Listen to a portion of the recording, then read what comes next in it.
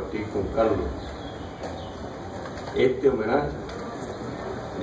Nos hace sentir con toda humildad que es un homenaje, como explicó Carlos y explicó Alberto, a un pueblo terco, un pueblo testarudo y un pueblo que ha decidido, no desde el año 1959, desde 1868, decidió comenzar a construir su propia historia. Yo escuchaba a Carlos, escuchaba a Anaya y veía el diseño, y voy a quedarme hablando de paradigma. Hay un paradigma, creo que es el paradigma positivista, que es ver el fenómeno y desentrañar sus esencias. Siendo martiano, ir a la raíz. Y viendo solamente el diseño, le comentaba a Germán, le comentaba a Isi, y ahora aprovecho para comentarlo en público, que me parecía que era un símbolo el diseño. Le sugería que había que felicitar a los que concibieron que estos 5 testarudos que estuvieran en un libro que homenajeaba el 60 aniversario del asalto al cuartel Moncada, el 87 aniversario de un líder, de una persona, en primer lugar, extraordinariamente humana, y que supo y sabe y sabrá encontrar fuerzas en el dolor humano. Y además en una revolución que, como tú decías, Carlos, a despecho de los obreros, va a esperar sus 55 aniversarios y va a seguir esperando aniversarios. Ciertamente, ese mismo pueblo que se lanzó a la manigua, que después de 1895 de testarudos que fueron, se volvieron a unir, siempre nos hizo mucho daño la falta de unidad. Cada vez que en Cuba había falta de unidad, después venía una derrota. Y este hombre genial que fue José Martí, fue capaz, desde su juventud, de unir a todas las fuerzas humanas que permitieran la independencia de Cuba. Independencia que se frustró con la entrada en julio de 1898 de nuestros vecinitos, que no es que nuestros vecinos quieran solo a Cuba. México está tan cerca de un vecino como ese, nos percatamos que tiene experiencias también, sus propias experiencias de las consecuencias, pero que su expansión, y yendo a la teoría marxista, responde a la expansión del capital, y sus métodos siguen siendo los mismos métodos. La Florida oriental la compraron, la occidental la tomaron, la Luisiana francesa la compraron, Texas, California la tomaron, usando métodos aparentemente pacíficos de compra suave y yendo a la violencia. Cuba es parte de eso. Nosotros hicimos un razonamiento hay mitos de asociar la situación de Cuba con Estados Unidos solamente al triunfo de la revolución. En 1767, 11 años antes de que se independizaran las 13 colonias, ya están los primeros registros de esos círculos de poder queriéndose aprovechar de la llave del Golfo. Hoy somos media llave, en ese momento éramos llave. Recuerden que no había avión, los buques eran de madera, de veras, tenían que pasar obligatoriamente, y era una situación geográfica estratégica, y ellos sabían que para su desarrollo necesitaban a Cuba. Es decir, que ese pueblo testarudo que se lanzó a la manigua a enfrentarnos a España, de manera inconsciente primero y consciente después, fue diagnosticando dónde estaba su enemigo principal. Desde ese entonces, la revolución cubana no fue una opción teórica, fue una opción ética. Partía del dolor humano. Martí, en su verso sencillo, decía: con los pobres de la tierra quiero yo mi suerte echar. Y eso ha ido marcando a todas las generaciones de cubanos.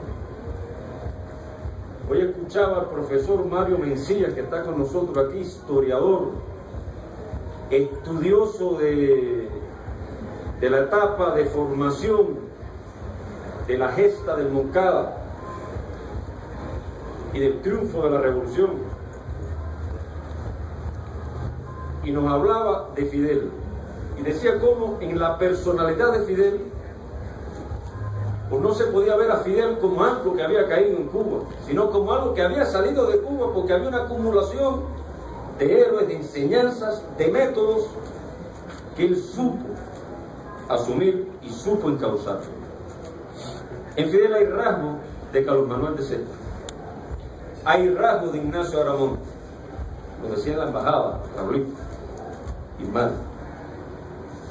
Hay rasgos de Maceo, hay rasgos de Martí. Supo entender la psicología del cubano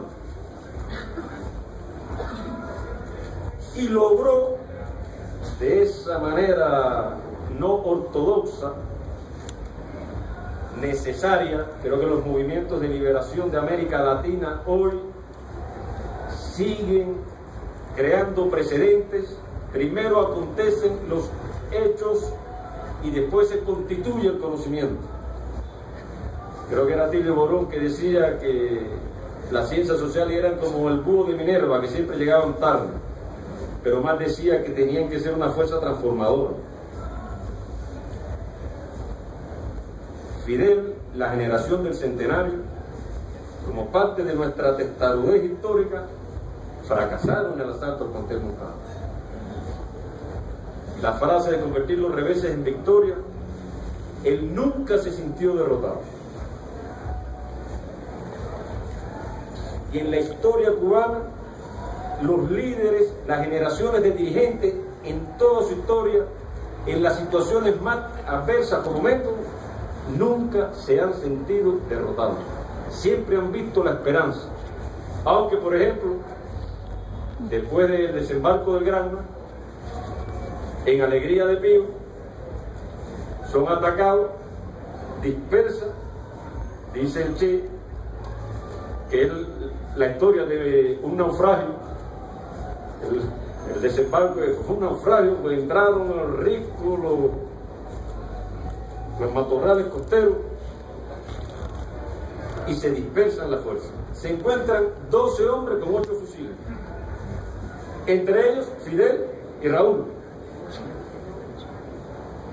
Fidel, con la energía, dice: Raúl, ahora sí ganamos la guerra. Y Raúl, comentando a título personal, dice: yo pensé que se había vuelto loco. En otra cualidad, en Cuba, cuando alguien dice que está loco, hay que tenerlo en cuenta. El que tiene problemas mentales decimos que está quimbado, pero cuando decimos está loco, como le dijo a Martí, va el capitán general a un evento y Martí, con la oratoria de él, habla apasionadamente por la independencia cubana, y el capitán general se vira para el ayudante y dice: ¿y ese quién es? Dice: no, ese es un loco. Y le digo: sí, ese es un loco, pero es un loco peligroso. Fidel en esa etapa era un loco peligroso, pero era un hombre de pensamiento, de estudio profundo, de veedor en la historia. Martí nos enseñó, pidiendo que se fuera a la raíz, decía que a la raíz va el hombre verdadero, el que ha puesto los ojos en las entrañas universales refiriéndose a la historia, y haya visto hervir los pueblos, llameantes y ensangrentados, en la alteza de los siglos, sabe que el futuro, sin una sola excepción, está al lado del deber. Por eso el deber para nosotros es tan importante. Ese pueblo testarudo que Anaya, el Partido del Trabajo, los movimientos de solidaridad que están aquí están homenajeando, y al cual representamos, hermanos, Ismael, Raúl, que está por ahí extendido, y el profesor, lo señalé, no estaba, el profesor. Ah, correcto. Y el historiador, Mario Mencía. Ese mismo pueblo, después del triunfo de la revolución, fue un asalto a los sueños, fue un asalto a las utopías. Por eso me gusta tanto no solamente el diseño, sino el nombre de la revista, que ya me había leído algunas, pero Paradigmas y Utopía para los revolucionarios es un reto, porque es que a las utopías nunca vamos a llegar, pero como dice Eduardo Galeano, nos hacen caminar, nos obligan a dar pasos hacia ella.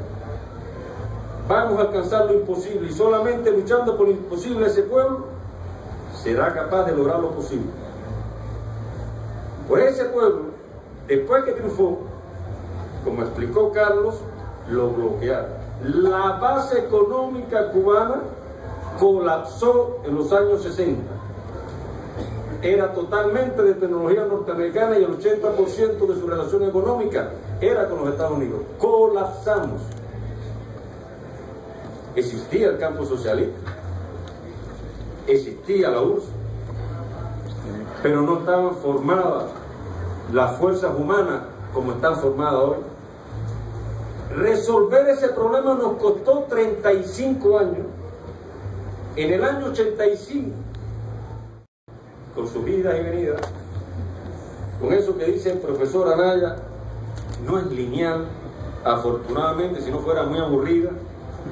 Hay costos, hay fracasos, pero también hay victorias. Nos impuso un nuevo reto, 35 años construyendo una base económica con fuerza productiva, relaciones de producción alrededor de la base productiva. Volvió a colapsar. Se cayó el 75% de las importaciones de Cuba y el 85% de las exportaciones. Eso no tuvo un impacto en los indicadores económicos, y los que nos estudian lo conocen bien. Tuvo un impacto humano. Faltó la alimentación, faltó el transporte, faltó la vivienda, faltó el jabón. Y esa misma dirección política que se había ganado el derecho a liderar, porque el cubano es testarudo para todo, el cubano no sigue a todo el mundo, nadie se confunda.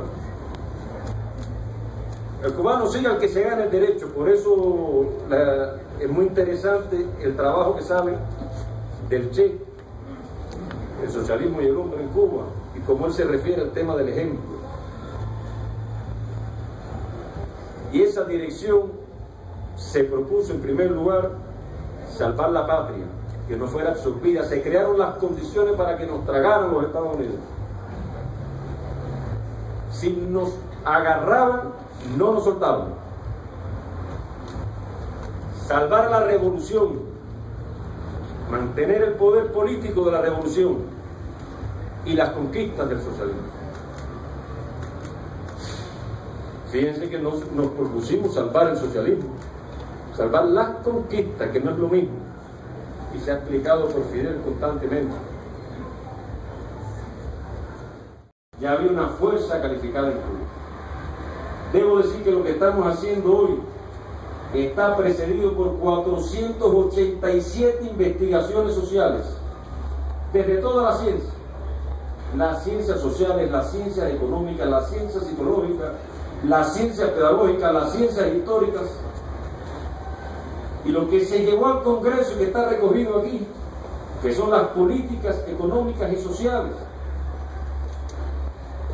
Toda esa ciencia hizo una propuesta de 298 lineamientos que fueron sometidos a la discusión popular, porque el pueblo nuestro es parte de las decisiones del 90, que hoy muchas estamos negando porque ya pasó su etapa. Se aprobaron en los parlamentos obreros, se hizo un proceso masivo en Cuba de parlamentos obreros, y este proceso que está escrito aquí fueron discutidos por 8.916.000 personas. De los 298 lineamientos que se bajaron, fue cambiado el 68%. 197 fueron cambiados. Otros se agregaron. Y terminamos, y llegó a la aprobación del partido, como un proceso de construcción del conocimiento, 313. Yo le escuchaba cuando el diputado, ahora le voy a cambiar diputado por doctor, el doctor Araya defendía su tesis en la Universidad de La Habana, que tuve el honor de estar. Él hablaba del método de masa. Eso es un método de masa. Desde la teoría había cosas que ya teníamos que estar haciendo. El pueblo nos dijo, no estamos preparados para eso. Y nuestra revolución se hace con el pueblo. No somos populistas. Hablamos duro, discutimos, pero tiene que ser sostenible el proceso que estamos haciendo. Y ese pueblo reguló esta decisión. El partido además decidió dar una primera conferencia como método, y en esa conferencia varios elementos se fueron diagnosticando para establecer nuestras prioridades en el trabajo. Y nuestras prioridades coinciden, Carlos, con lo que te escuché ahí, y coinciden, Anaya, con lo que te escuché. Hay un objetivo que es la unidad, la identidad nacional. La revolución es hija de la cultura. Al principio Fidel le dijo al pueblo, no le digamos o no le decimos crean, le decimos lean. Y decía, tenemos que tener un país de hombres de ciencia. Eso es lo que hoy ustedes están homenajeando. Ese empeño es lo que están homenajeando. Yo sacaba unos datos. Más de 9.000 estudiantes de la enseñanza superior se graduaron en el curso 2012-2013 y fueron asignados a direcciones priorizadas para poder llevar adelante este empeño. 299 fueron asignados a la producción de software, hablamos de las tecnologías, de la informática y de las comunicaciones, fueron asignados ahí. Es decir, que tenemos un potencial que es impresionante. En Cuba cambió la estructura de generación de exportaciones. Ya no predomina la de bienes, predomina la de servicios. Tenemos una estructura que, aunque no estamos muy satisfechos con ella, se corresponde a la de países desarrollados. Más de 400.000 trabajadores de la salud.